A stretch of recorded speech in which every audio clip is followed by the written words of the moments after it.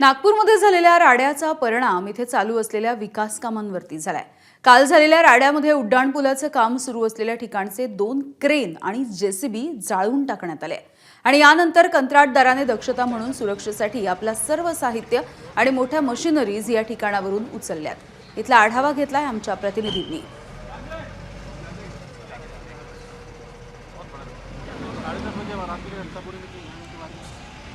नागपूरच्या चिटणीस पार्क चौकाजवळ काल मोठ्या प्रमाणावर हिंसाचार झाला, जाळपोळ झाली आणि त्या ठिकाणी ज्या फ्लायओव्हरचं काम सुरू आहे त्या फ्लायओव्हरच्या बांधकामासाठी त्या ठिकाणी ज्या क्रेन आणि जेसीबी मशीन्स होत्या त्यांनाही जाळण्यात आलेलं होतं आणि त्या ठिकाणी मोठ्या प्रमाणावर मोठ्या आकाराचे काही जनरेटर जे आहेत ते फ्लायओव्हरच्या कामासाठी आणून ठेवण्यात आलेले होते।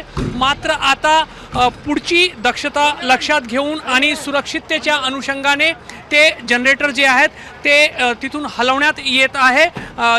सध्या पूर्णपणे परिस्थिती नियंत्रणामध्ये आहे आणि पोलिसांचा चोख बंदोबस्त आहे। मात्र काल रात्री ज्या पद्धतीने एक क्रेन एक जेसीबी वाहन जे फ्लायओव्हरच्या निर्माणासाठी त्या ठिकाणी ठेवण्यात आलेले होते त्यांची जाळपोळ झाली, त्यानंतर एक दुसरी मोठी क्रेन आणण्यात आली आणि जेसीबी ज्या ठिकाणी जाळण्यात आलेला आहे त्याच्या जवळच ठेवलेला हा जो मोठा जनरेटर आहे तो सुरक्षिततेचा उपाय म्हणून तिथून आता उचलण्यात आलेला आहे आणि एका मोठ्या ट्रकच्या माध्यमातून हा जनरेटर जो आहे तो इथून बाहेर काढला जात आहे।